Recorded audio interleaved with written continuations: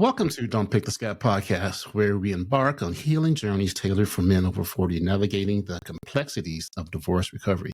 I'm your host, David, and our guest today is Augustus V., a poet and advocate born in Watts, California, who understands the struggles of personal transformation. After being uprooted to Italy at a young age and returning to America with a unique perspective, he spent years teaching poetry and spirituality. His journey led him to assist others in need, providing advice and support, which ignited his passion for writing and community service. In this podcast, we'll dive into topics like philosophy, Stoicism, and practical strategies. I want to know what the heck Stoicism is, man. For emotional recovery or a sense of play, join me each week as we explore the path to healing and rediscovering purpose in the aftermath of life's challenges. Let's embrace this journey together. What is Stoicism?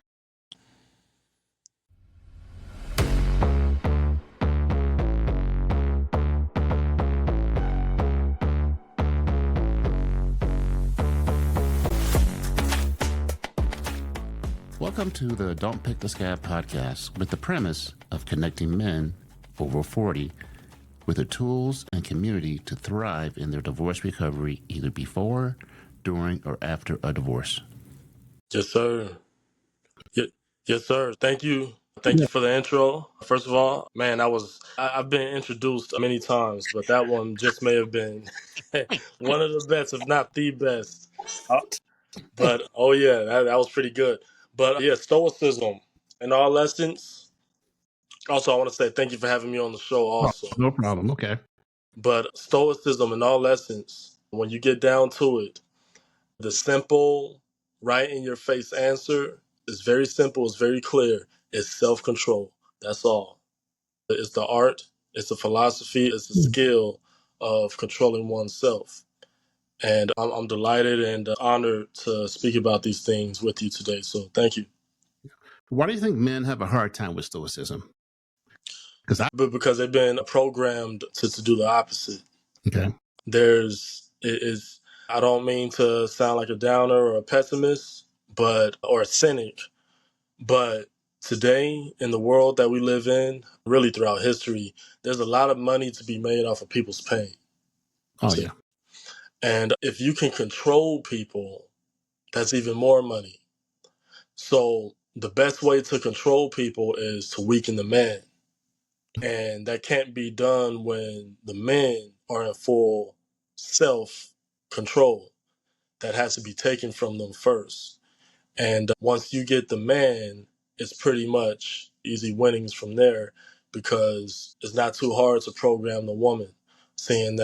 Not saying that our women are dumb or anything of that nature. It's not that. And this isn't that kind of party. It's just simply understanding that the woman is a product of her environment much more. That's how the serpent got Eve in the garden. See? Yep. So it's the same thing being played out all over again. How did your time at Bible school in Broken Arrow, Oklahoma, contribute to your understanding of healing and personal growth? How did that impact that? So that was pretty big because I already understood the scriptures as a young lad. But when I went out there and had schooling on the topics, specifically from a Rhema Bible Training Center, beautiful people there. People may have their differences with them. Hey, they're fine with me. I'm good with them. They're fine with me. But they had great teachers. There was one teacher by the name of Doug Jones. And boy, he kicked the door open with his class, just bringing principles that I know today as Stoicism and Christian apologetics. And he used these principles, whether knowingly or not, to get us to understand that the scriptures can be studied, they can be understood, and they can be used in today. It's just that there's so much pop culture, so much programming, so much distractions that keeps us from realizing that the answers to all of our questions are in the basic primal things in life, like the scriptures. So how can Stoic principles like controlling what's within one's power help any man over 40 or 30, rebuild after a divorce? How can they apply those principles? I don't want to sound too comical because this is a serious matter, But first of all, by keeping them from getting in the same situation again. Yep. Is shouldn't you would think that if someone bumps their head, that they would take a different path. You would think if someone trips over something that they would stop running. But Oh no. when it comes to that woman, oh boy, the beauty of the woman, the just feminine energy altogether, it does something to a man when he's on his path. Oh yeah. The And first person I dated after my divorce was just like my ex. wow, yeah, No doubt, 100%. yeah. Bossy, controlling. Oh yeah, it's almost like you go with what you know. So I do understand that. Yeah, absolutely. And today it's not getting easier, it's getting tougher, and they're getting smarter. Whether you guys listening, whether you guys believe it or not, they're getting smarter because they're social creatures. They can't punch their way through a situation, even though we can't punch our way through a situation so much these days as men, but they definitely can't punch their way. They can't shoot their way through. Hmm. They can't physically take control of a situation. They have to do it socially. So they're masters socially. That's the world that they live in. Wow. And they're becoming smarter and better at hiding the fact that, and when you get down to it, many of the girls today aren't as feminine as they used to be, as our grandmothers used to be. See, not nowhere near as feminine as our grandmothers used to be. They're actually very masculine by definition. See, by on paper, by definition, they're actually masculine, but they're not men. So that doesn't work out for them so much either. But I know it's a long way to answer your question, but in That's all fine. essence, Stoicism helps men by keeping them from running into traps because that's what's set out for us today. And when a man has the ability to just control himself, he could just get to work, go to work, be around the girls that he would usually engage with in an intimate level, and control himself. See, he could get around girls that are like his ex or exes and control himself because she did something that got him in the first place. But with stoicism, she can't get. Not again. Yeah, absolutely. Well, what role does poetry or creative writing play in processing pain and emotional healing? How does that work? I'm sorry. What role does poetry or creative writing play in processing pain and emotional healing? So that's a good one. What it does is it allows you to take what you're dealing with, what you're seeing, Hmm. what other people are going through, what they're talking about, what on the news, what you see, even in novel in pop culture. It allows you to put it on paper, whether someone's listening to it or whether someone's actually doing it themselves. It allows you to put it on paper and to look at it like schematics and giving you a graph, giving you a formula based way of looking at what's actually going on. See, because we deal with things every day, we see things every day, but sometimes because it's not in a formulaic format, it's hard to recognize what you're looking at because you may not realize that you're looking at a formula. You may see someone crash out and say, "Oh wow, this is random." But no, when you put it on paper, you realize that this had a this had two integers here that added up to another integer. This had two numbers here that had a multiplication sign in the middle. It didn't have an addition sign. Something was multiplied here, and it equated to a crash out. How would a guy start to do poetry or start doing creative writing when he's processing the pain or emotional healing? What's excuse me? What's some Yeah, of the no first problem. steps that he can do in order to try that?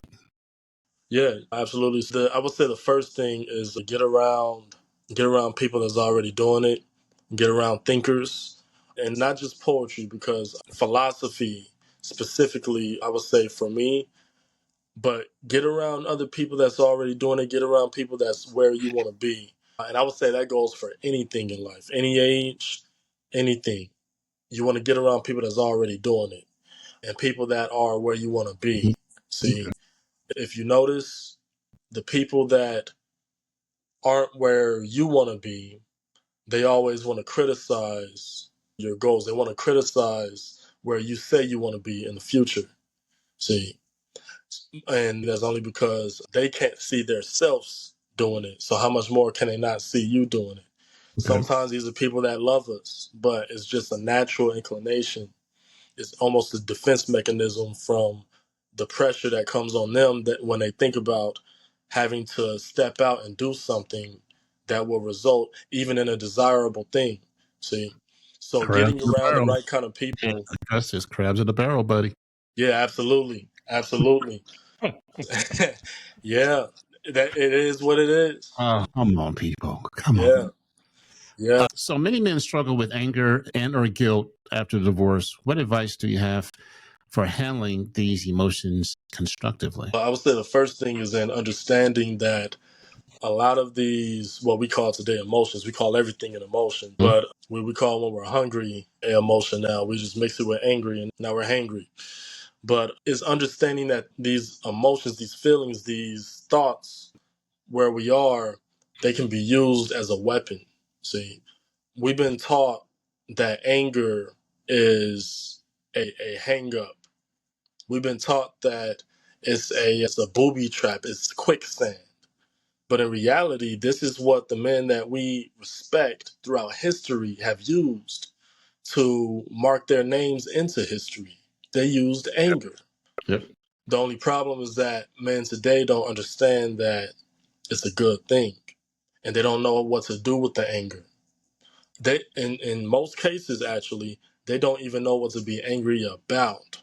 See, because there's some things that you could be angry about that's actually feminine in nature, Hmm. and that's what we don't want to. That's what we don't want to do. We want to get angry about things that are masculine to be angry about, and we could use them properly. We could use the anger in the gym, but not waste it in the gym. We could use it in the office, but not at the conference table. No, behind the desk. See, where we could actually use it in things that require thought.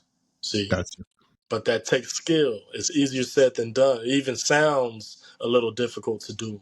But once a gentleman gets a hold of this, you almost don't want to share it with anyone because you feel like people will start coming after you. But it's Wow. powerful. You've worked with people from all walks of life. What's the most common emotional barrier you've seen in men going through a divorce or a hard time? I would say the result of one of the emotions that got them in the situation in the first place, and that's depression. I would even say oppression, and not to get too deep for your audience, leading to possession. But starting out, all of that comes from effeminacy, the seeking of pleasure. And that's why many men get in a situation in the first place. So once a man understands that he doesn't have to fulfill that need to please himself with a woman, see, with a woman's touch. He doesn't we don't have to fulfill the need to please our taste buds with coffee, which I'm sipping on right now. We don't have to fulfill that need, but when we have things in order and we've properly assessed the situation, we get rewarded with the pleasure instead of fulfilling a need. Because when we do that, when we fulfill this need for pleasure, it results in us. It results in us doing something that will result in pain, and that's Okay. what the old philosophers of the Epicureans believed. Which goes against the Stoics. Too much pleasure equals pain. See, and that's what we want to go against with Stoicism. Wow.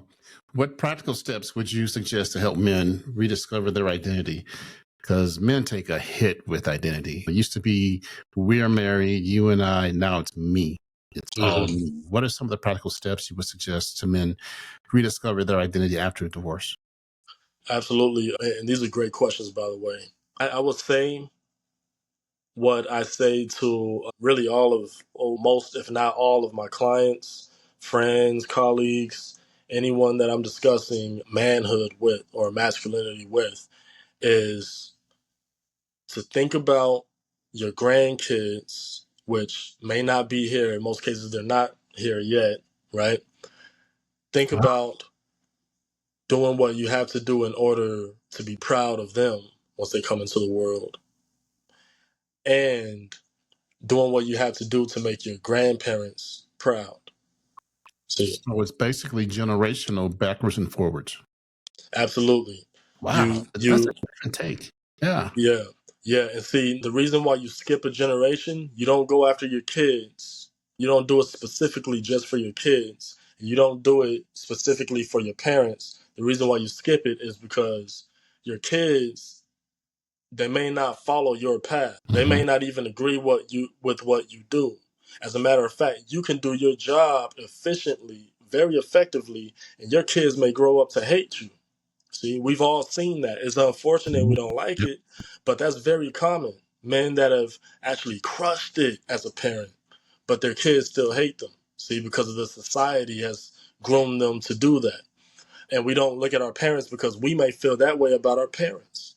Yep. But the grandparents, oh, better not nobody say nothing about grandpa. See? And the same thing with our grandmothers. And when it comes to the grandkids, they feel the same way about us. So we want to make sure that we're doing things where the grandkids can actually be on a good path. And we want to make sure that we're doing things that our grandfathers can be proud of us for. Grandmothers also, but we want to focus on the grandfathers because the legacy is in the men. I've never heard it put that way, but it does make sense. Yeah. Wow. Even skimping the generation, because sometimes your parents are knuckleheads and sometimes your kids are knuckleheads. So I realized, man, Yeah. that's an interesting point. So your first book, The Bad Boy, tackles meaningful issues. How did writing that book help you understand the importance of addressing personal struggles? So that one, I had a lot of fun doing that one. There were so many rough drafts on that one, and still to this day, it's still rough. But I like keeping it that way. It makes it authentic. But to Mhm. answer your question, that book it helped me because it allowed me to actually question the topics that I was tackling. Because it's one thing to just put stuff on a piece of paper to lay out an outline and say, all right, I'm gonna touch on this, I'm gonna touch on this, and I'm gonna touch on that. But the bad boy, I did that one about, I think, 5 times before I got it right. So I was going over the topics over and over to the point where I had no choice but to get better and to look at things from a better perspective. And I'm sure if I go back and if I were to do it again, it would be even especially better now. But that's how that book helped me. It allowed me to look at the deeper to challenge myself on how I seen relationship Mhm. dynamics on the guy which we call the bad boy being the antithesis or the opposite of the good guy, the nice guy which finishes last. And I actually came to the conclusion that I'm gonna get a little real with your audience here, but it got me to understand that the bad boy actually helps out the nice guy. But Mhm. not everyone sees it that way. Reason why is because the nice guy gets burned by the girl that he Yep. invests all of his heart, soul, mind, his everything into. She leaves him like nothing, and then she goes off to the bad boy. She don't go to another nice guy that's going to treat her Yep. better. She goes to the bad boy. So the bad boy helps the nice guy out, whether realizing it or not, because he dumps her harder than she dumped the nice guy. And it's dark. Yep. It's dark, but that's something that can help the nice guy in understanding that, you know what, life is cyclical. There's no need to end it because many of these guys they want to end their lives when they get into those issues. There's no need to end it. There's just a need to reset. That's all. See, Yep. A new chapter. yeah, How can men use spirituality, regardless of their religious background, to heal and find peace after a divorce? that's easy because everything has to look up. Everything. Plants they may spread their roots in the ground, but it's for the sole purpose of sprouting up. And a plant that doesn't sprout up has to get weeded out and burned. See, it's just that simple. Spirituality, If this applies to plants, how much more living, walking, breathing, four-limbed human beings? We Yep. have to look up. And when we're young, we could believe in whatever we want. But once we get older, we start realizing how things worked out for those that looked up versus those that looked wherever they wanted. Wow. How has creating a free library on your website helped you connect with people who are seeking healing? All right, first off, it's not free anymore. I got to Come put that on. out there for the audience. I don't want to mislead them. Oops. I got a couple of goodies in there that's free copies, Yep. things of that nature. But yeah, it's really helped me because this is purpose. This is what I believe that God has brought me here for, to philosophize concerning Yes. spiritual matters, to walk down that path of C.S. Lewis and use spiritual matters and philosophy to just cause men to do something very simple, something that we've been doing for a very long time, and that's to simply scratch their heads. That's it. Oh, wow. Anything you want to add? Because I got more questions, but I know you got something. I can feel it. Give it to me. Give it. Man, shoot. Whatever questions you have, shoot. Here we go. I already did that one. You've worked both in charity and literature. How can community involvement aid in the healing process for men post-divorce? You said community aid? Yep. Community involvement. Yep. Or Mainly. or how important is community? There we go. That's the question I want.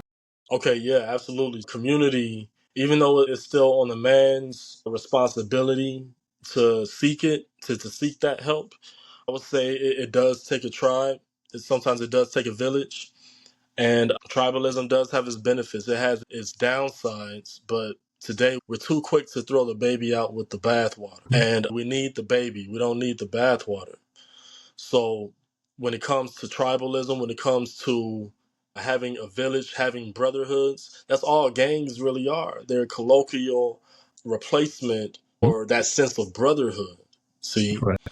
And it's a natural inclination. That's why so many young males that are disenfranchised, they run so quickly to gangs because it's such an intuitive response. It's such an innate desire and inclination to run towards brotherhood when one doesn't have a father. See, because brotherhood is so powerful. They did a real good job portraying this in Zack Snyder's film 300. But brotherhood is so powerful. If a man was brought into this world as a boy, as a male, right, before he became a man, because there's a difference. A male has to become a man, see? If he comes into this world as a boy without a father, if he has strong enough brothers, he can actually walk into manhood no problem. That is powerful for the young men to understand today. And getting out of a divorce, 40 and up, oh yeah, that's very important to understand and to be conscious and aware of. Reason why is because when you get out of a divorce, you have to reset. Right. See, you can't just go back to doing everything that you was doing when you was in the marriage. The first element of it is I'm free. That's the obvious one. I'm free. She's gone. I get to get back to doing what I was doing.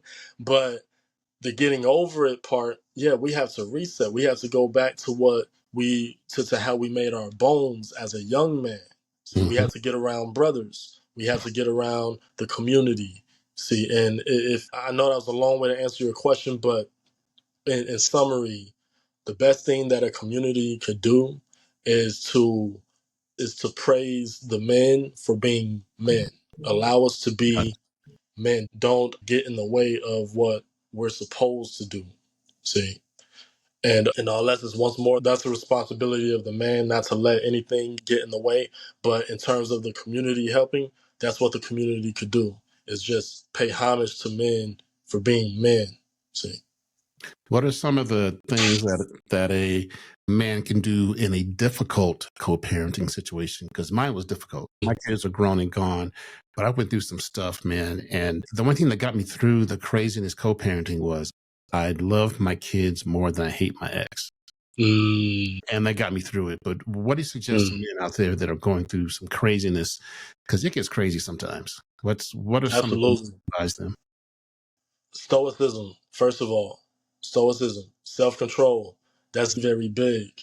I want to say everybody in the industrial prison system today, I want to say everybody's in there over a woman somehow. I want to say it. I know there's the small cases of those that aren't, that are in there for another reason, but there's so many. They're either in there because of their baby mama or because of their mama, and that is it's unfortunate.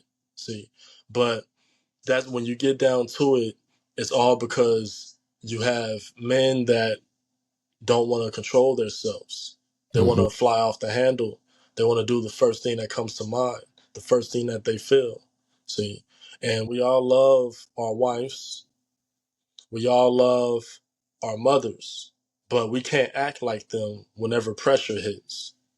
We have to be stones. We have to be rocks. We have to be tree stumps. They call them alpha males now. They used to call them oaks, as in oak Mm-hmm. trees, because that was the tree where a car could hit it and it wouldn't even budge. Yep. See? And that's how we have to exercise that in our lives. We have to do what we say and say what we do, even when it doesn't benefit us. That's what it means to be a man. See? It's Wow. simple, but we don't see it a lot today. So a lot of people talk about. Have you heard about the gray rock syndrome? I believe I have. Yeah, and it's almost like what you're talking about with Stoicism. It's almost on that path. Mm.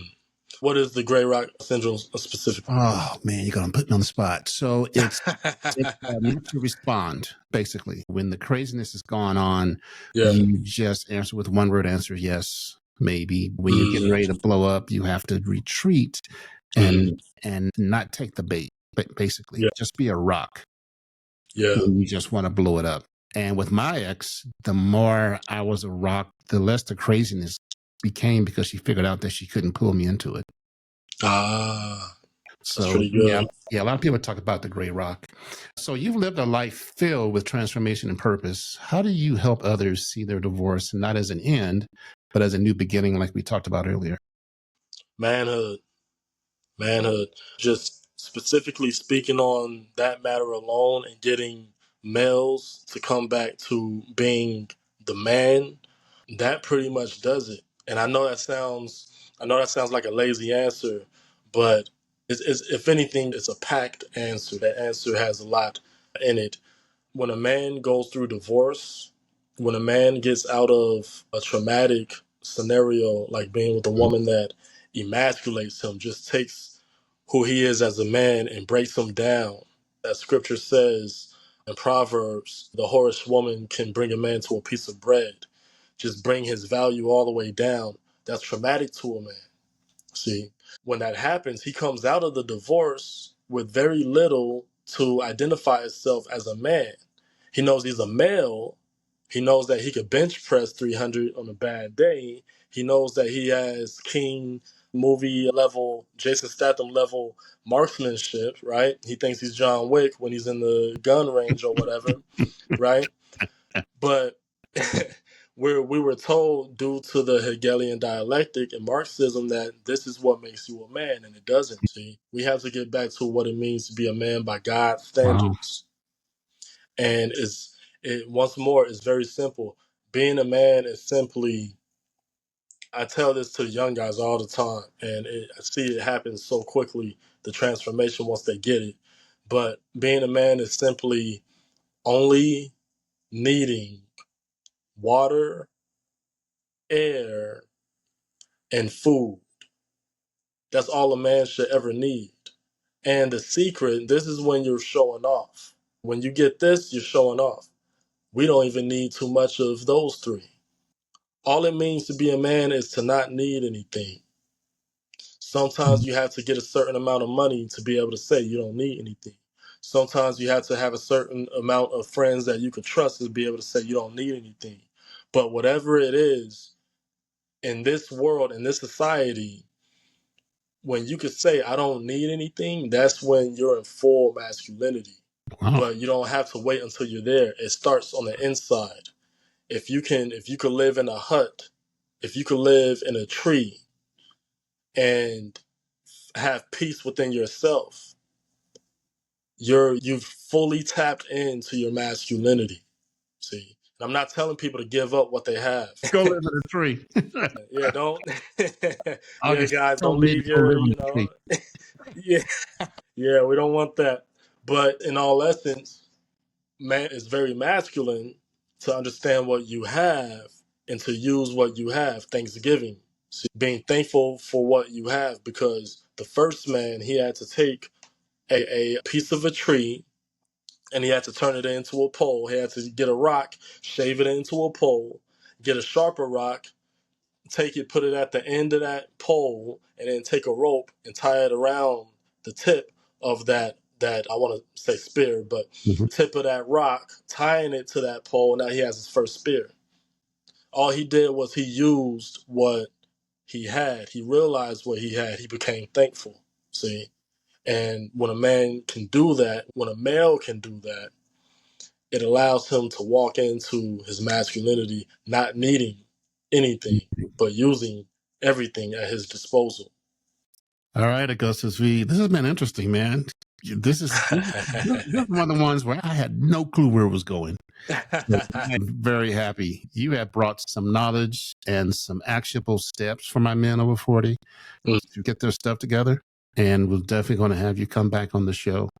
Nice. But let the people out there know where to find you on the internet, and I'll have that on the show notes. Absolutely. Yeah, and thanks for having me. And for the listeners, that's Augustus Vaughn. That's Vaughn. Augustus Vaughn. My books, they're everywhere. Spotify, Barnes and Nobles. I think Walmart even has an audiobook platform. I'm on YouTube. Yeah, just look me up, guys, and reach out to me, and I'll get back to you. Okay. Hey, thanks again. This is well, I like different though, man. Yeah. You have mixed it up a little bit. But hold on the mic here. Don't All go right. anywhere. But I appreciate your time, but don't go anywhere. All right. Thank you.